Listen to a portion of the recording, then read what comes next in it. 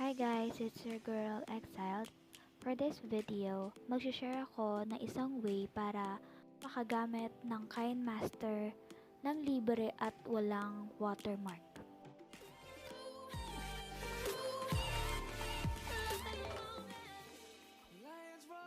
So, ang unang gagawin natin is pumunta sa Google at isa-search natin ang AC Market.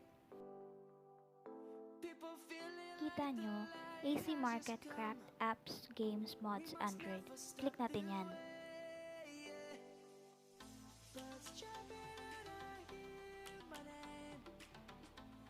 And after natin i-click yon, click natin yung download now.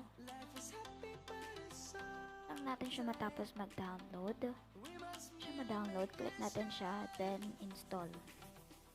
Pagka-install, open natin siya.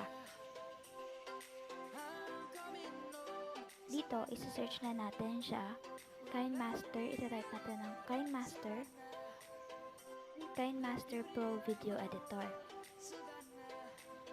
So, ayan, click natin.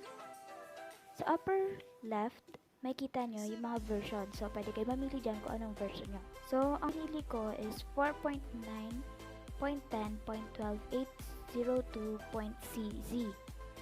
So, after nun is install na natin siya. After nyo i-install, open nyo na. So, ayan, na-open na natin ang KineMaster. Magbubukas tayo ng isang project para makita kung nawala ba talaga ang watermark. So, ayan, magdadagdag muna din tayo ng video para makita natin. So, ayan, nakapag-add na ako ng video.